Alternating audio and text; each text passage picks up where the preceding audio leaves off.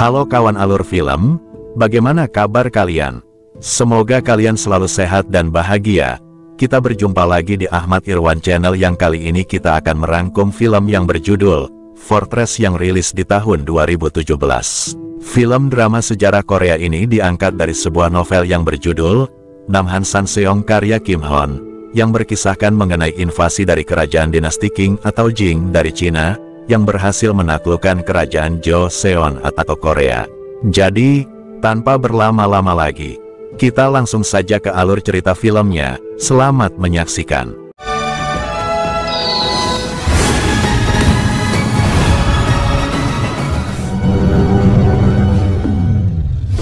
Di awal abad ke-17 di daratan Cina, bangsa Jurchen atau yang lebih dikenal dengan Manchu dari utara, berselisih dengan kekaisaran dinasti Ming dari selatan, dan mereka menamakan diri dengan dinasti Qing atau Jing, yang memaksa dinasti Joseon dari Korea untuk tunduk dan menjadi bangsa pelayan dinasti Qing, yang tentu saja hal itu ditentang oleh dinasti Joseon, dan menolak untuk setia kepada dinasti Qing, dan karena itu, pada tanggal 14 Desember tahun 1636, pasukan kerajaan dinasti Qing menyeberangi Sungai Yalu guna menyerang kerajaan Joseon Korea. Raja Joseon yaitu Raja Injo, bersama dengan orang-orang dekatnya, pergi berlindung karena serangan tersebut, ke dalam benteng di Gunung Namhan, yang di saat itu memasuki musim dingin berkepanjangan dan ekstrim. Di mana di saat itu, seorang utusan kerajaan Joseon dihentikan langkah kudanya, oleh hujanan anak panah pasukan Qing karena datang mendekat, dan utusan kerajaan Joseon tersebut bernama Myong-gil Choi, yang seorang menteri dalam negeri kerajaan Joseon. Buruan!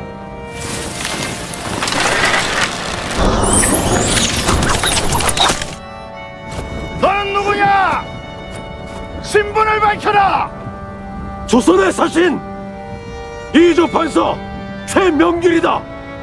Sedang di sebuah danau beku, seorang pria berjalan menyeberangi danau beku tersebut, dengan dibantu seorang kakek tua sebagai pemandunya, yang sebelumnya, kakek tua tersebut telah membantu rombongan Raja Injo untuk menyeberangi danau dengan selamat. Namun karena tidak mendapatkan imbalan apapun dari raja, kakek tua tersebut pun berencana juga akan membantu pasukan kerajaan Qing yang akan menyeberang nanti menuju ke benteng Namhan, dan berharap mendapatkan imbalan dari jasanya, dan menolak untuk ikut pria tersebut, walau ditawari dengan imbalan, tinggal di rumah pria tersebut bersama cucu perempuannya, yang karena itu, kakek tua tersebut terpaksa dibunuh oleh pria tersebut, guna mencegah menyeberangnya pasukan Qing.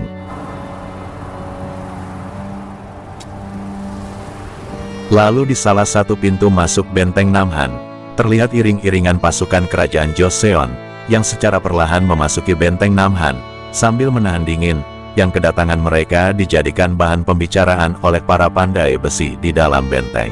Sedangkan di dalam kompleks kerajaan di dalam benteng, Raja Injo bersama para pejabat kerajaan, mendengarkan hasil laporan Menteri Choi yang telah kembali dari perundingannya, dengan jenderal pasukan Qing, yaitu Inggul Dai,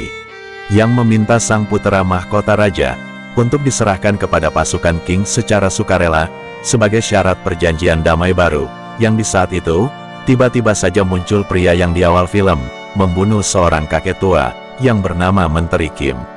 yang meminta kepada Raja Injo, untuk memenggal siapa saja, yang ingin menyerahkan Pangeran Joseon ke musuh sebagai sandera. Namun Menteri Choi tetap menyarankan Raja Injo, untuk memenuhi permintaan Jenderal Inggul Dai, agar kerajaan Joseon bisa selamat. Kemudian di malam harinya, di saat Menteri Kim dan Jenderal Lee melakukan pemeriksaan para pasukan penjaga benteng, mereka menemukan sekelompok pasukan yang menyalakan api, dan nyaris diberi hukuman berat, karena bisa membahayakan posisi pasukan penjaga lain. Hingga harus membuat si pandai besi Nalso, memohon ampun untuk tindakan ceroboh adiknya, Chilbok, yang telah membuat api, yang kemudian, Nalso pun menyarankan kepada Menteri Kim, untuk memberikan sekarung jerami ke tiap prajurit penjaga, sebagai perlindungan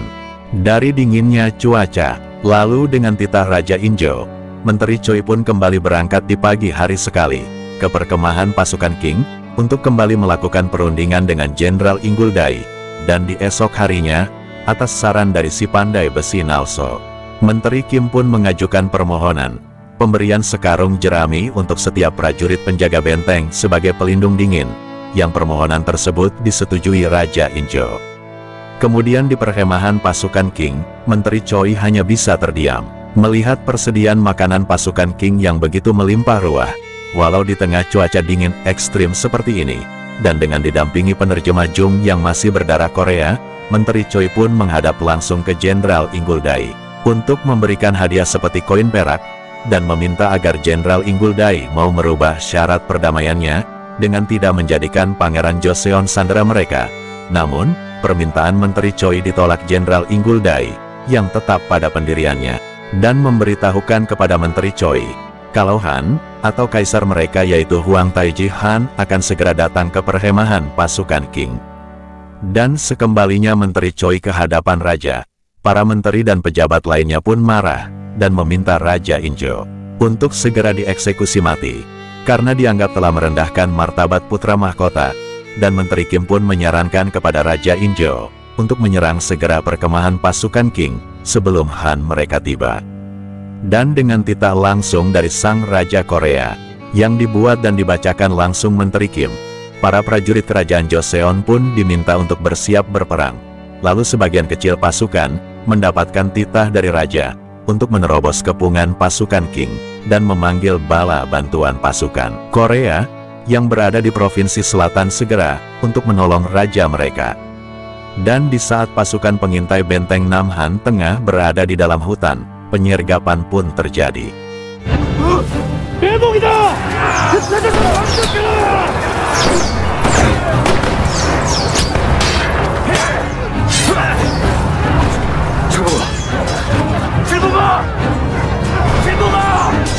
Di mana Nalso, yang turut berada dalam pasukan patroli Namhan, menemukan kelemahan dari senjata api yang digunakan pasukan benteng Namhan, yaitu semua senjata api yang digunakan pasukan mengalami kebengkokan, sehingga tidak tepat mengenai sasaran.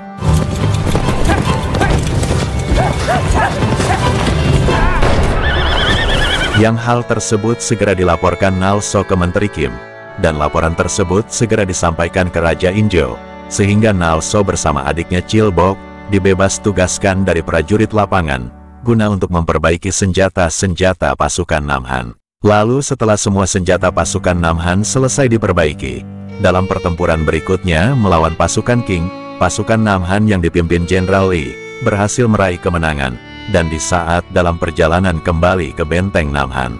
Jenderal Li membawa serta seorang gadis kecil yang dia temukan di hutan luar benteng, yang setelah dilaporkan ke Raja Injo, gadis kecil tersebut diminta dibawa ke hadapannya karena dianggap sebagai pertanda baik kemenangan prajurit Namhan. Lalu di hadapan Raja Injo, gadis kecil tersebut memperkenalkan dirinya, bernama Naru, yang kedatangannya adalah untuk mencari kakeknya yang belum kembali. Dan setelah diberitahukan salah seorang pejabat, kalau kakek Naru adalah kakek yang membantu Raja Injo menyeberangi Danau Beku, maka Menteri Kim pun terkejut mendengar cerita Naru, dan oleh Raja Injo, Menteri Kim pun diperintahkan untuk merawat Naru. Lalu di kediaman Jenderal Li, Menteri Choi dan Jenderal Li menikmati arak hadiah dari Raja Injo bersama, yang kemudian di keesokan harinya, karena habisnya persediaan pakan ternak, kuda-kuda perang kerajaan pun jatuh lemas karena kelaparan, sehingga membuat panik para pejabat kerajaan, yang salah satunya adalah Perdana Menteri Ryo, sehingga mereka pun memohon kepada Raja Injo untuk segera menarik jerami-jerami yang diberikan kepada para prajurit Namhan, dan mengambil atap-atap jerami rakyat Namhan, tanpa memperdulikan nasib prajurit dan rakyat Namhan yang semakin kedinginan, yang kemudian jerami-jerami tersebut dimasak menjadi bubur jerami dan digunakan sebagai pakan kuda. Kemudian beberapa prajurit patroli Namhan terlihat bergembira karena berhasil membawa pulang kepala musuh yang mereka bunuh, dan berharap mendapatkan hadiah yang tanpa mereka sadari kalau kepala tersebut adalah kepala perwira Namhan yang bertugas mengantarkan surat titah raja ke pasukan Korea di Provinsi Selatan, yang karena hal tersebut, Raja Injo pun semakin bingung dibuatnya. Lalu di kemudian hari, kuda-kuda yang sebelumnya diberi makan jerami milik prajurit Namhan, kini harus berakhir dengan disembelih, untuk dapat memberi makan para prajurit Namhan, yang karena hal lucu tersebut, salah seorang prajurit pun berani meledek Perdana Menteri Ryo. Dan nyaris mendapatkan hukuman berat oleh pengawalnya, jika tidak ditahan oleh Jenderal Lee dan Menteri Kim. Lalu di ruang pengadilan Raja Injo, Menteri Choi pun memohon izin kepada Raja Injo, agar dirinya diizinkan kembali ke perkemahan pasukan Qing, guna menghantarkan hadiah tahun baru kerajaan, dan sekaligus memata-matai situasi di dalam perkemahan pasukan Qing, yang di saat itu, Menteri Choi diperintahkan untuk pergi bersama Perdana Menteri Ryo, oleh Raja Injo. Yang ketika mereka telah berada di dalam perkemahan pasukan Qing, terlihat kesibukan para budak pasukan Qing asal Korea, yang sedang membuat tangga-tangga besar dan tinggi, serta beberapa budak lagi, terlihat sedang sibuk menarik meriam-meriam besar. Namun, di luar dugaan Menteri Choi dan Perdana Menteri Roy, hadiah tahun baru Raja Injo yang akan diberikan ke Jenderal Inguldai, justru ditolak Jenderal Inguldai, dan dikembalikan dengan secara tidak hormat kepada mereka, yang karena itu, seruan hukuman mati untuk Menteri Choi dan Perdana Menteri Roy pun, ramai diserukan oleh para pejabat kerajaan, karena penolakan Jenderal Inguldai tersebut, dianggap penghinaan terhadap Raja Injo. Tetapi di saat itu, Menteri Choi dan Perdana Menteri Roy tetap melaporkan pengamatan mereka selama berada di perkemahan pasukan Qing, yaitu mengenai dibuatnya tangga-tangga tinggi yang akan digunakan untuk memanjat dinding benteng Namhan, serta mengenai meriam-meriam besar yang akan mereka gunakan untuk menyerang benteng Namhan di saat kedatangan Han mereka, yaitu Kaisar Huang Taiji. Namun karena para pejabat menganggap laporan Menteri Choi dan Perdana Menteri Roy dilebih-lebihkan, maka dengan panik Perdana Menteri Roy menyarankan Raja Injo untuk menyerang gerbang utara perkemahan pasukan Qing, yang oleh Perdana Menteri Roy dianggap sebagai titik lemah pertahanan pasukan Qing, sehingga oleh Raja Injo, Perdana Menteri Roy pun diperintahkan untuk memimpin penyerangan. Lalu dengan kearoganannya, Perdana Menteri Ryo pun memerintahkan para prajurit Namhan yang ketakutan untuk maju menyerang, tanpa menghiraukan saran Jenderal Lapangan Lee, yang di saat itu meminta Perdana Menteri Ryo untuk mengirimkan seorang pengintai ke depan medan perang, dan menunggu berhenti angin yang berhembus kencang, karena dapat mengganggu regu pasukan menembak. Lalu ketika prajurit Namhan telah membakar dan melewati pagar penghalang, tiba-tiba saja, hujan peluru meriam pun jatuh tepat mengenai mereka, yang setelah itu, gelombang serangan pasukan kavaleri berkuda pasukan Qing pun berhasil membantai habis semua pasukan Namhan, yang di saat itu, berbarengan dengan dibunyikannya genderang perintah untuk mundur.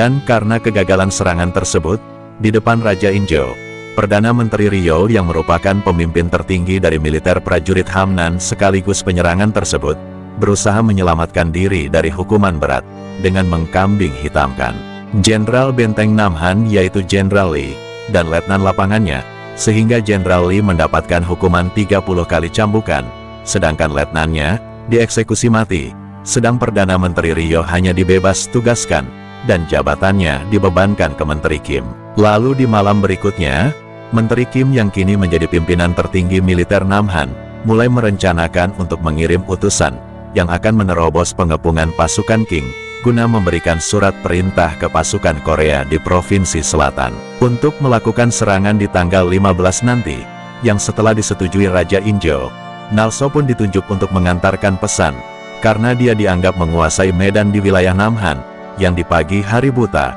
dengan dilepas Menteri Kim yang menitipkan surat raja. Nalso pun berangkat, yang di saat di malam harinya, Nalso harus bertaruh nyawa melewati bahaya kejaran pasukan Qing, yang nyaris menangkapnya ketika surat yang dibawanya terjatuh.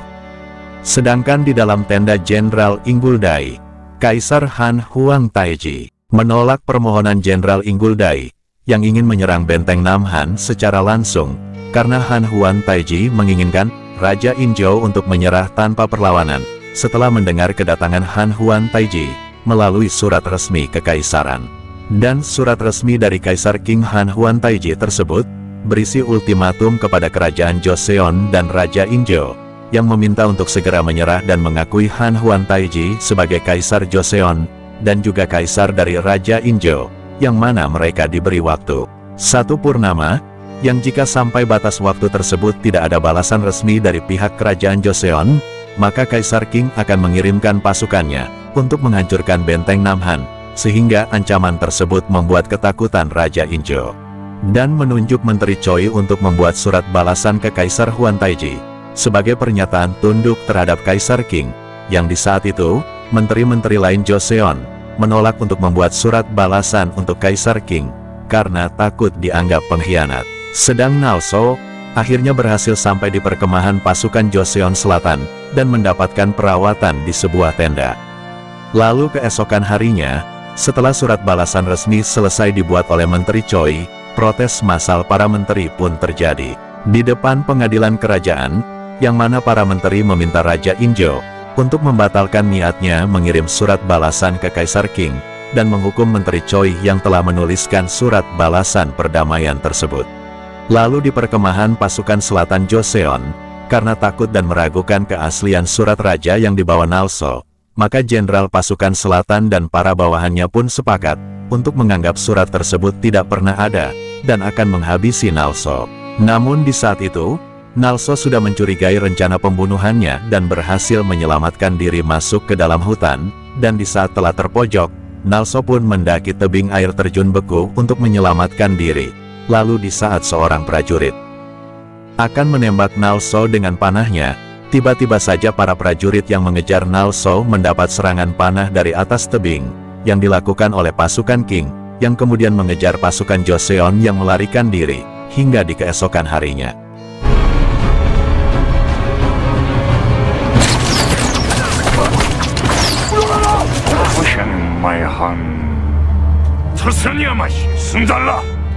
Nalso pun mendapati, perkemahan pasukan selatan Joseon telah diratakan oleh pasukan Qing, dengan menyisakan mayat-mayat pasukan Joseon yang bergelimpangan di atas salju yang membeku. Lalu di benteng Namhan, pasukan Qing memulai serangan pertamanya, dengan menembakkan meriam-meriam besarnya dari kejauhan di atas gunung, yang serangan tersebut langsung dikomandoi oleh Kaisar Qing, yaitu Han Huan Taiji.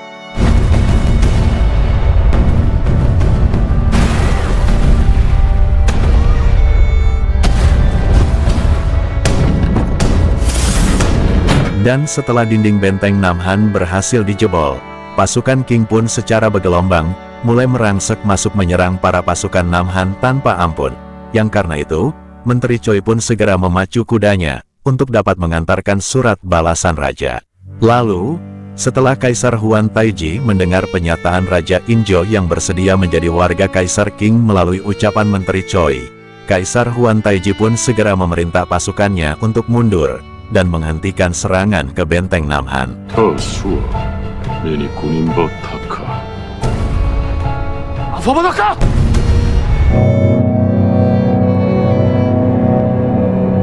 Setelah serangan dihentikan, di malam harinya, rakyat Namhan pun mengalami duka yang mendalam, atas kematian sanak saudara mereka yang menjadi kebengisan pasukan Qing yang menyerang, yang salah satunya adalah Nalso, yang kehilangan adiknya Chilbok. Lalu Menteri Kim memutuskan untuk mundur sebagai pejabat kerajaan Joseon, karena tidak mau menjadi warga Kaisar Qing, yang kemudian menitipkan anak asuhnya Naru untuk dirawat Nalso. Sedang Raja Injo di saat itu tidak berdaya mengikuti tuntutan-tuntutan dari pihak Kaisar Qing sebagai syarat menyerahnya kerajaan Joseon kepada Qing, di mana di saat itu keistimewaan-keistimewaan dari Raja Injo mulai dipreteli, baik secara moral maupun secara fisik, hingga puncak penyerahan dirinya sebagai warga Kaisar Qing di hadapan panggung kemegahan Han Huan Taiji, yang di saat itu, Raja Injo diharuskan melakukan sujud sebanyak 3 kali, dan melemahkan diri sebanyak 9 kali, sebagai syarat takluknya Raja Injo di bawah kaki Kaisar Qing, Han Huan Taiji. Dan karena pemandangan tersebut, membuat Menteri Choi menangis dengan sedihnya, sedang Menteri Kim memutuskan untuk melakukan bunuh diri, karena rasa malu yang tak tertahankan, atas bertekuk lututnya Raja Injo. Lalu setelah itu, dengan didampingi para prajurit pengawal Raja dan Menteri Choi, Raja Injo pun kembali ke istananya di kota Seoul. Perang akhirnya berakhir pada tanggal 30 Januari tahun 1637, setelah 47 hari pertempuran. Lebih dari 500.000 rakyat Joseon. Sebaik dan semulia apapun tujuan dari perang, selalu rakyat tidak bersalah yang menjadi korban, dan yang paling dirugikan. Jangan lupa untuk subscribe, like dan komen ya kawan. Terima kasih telah menonton dan wassalam.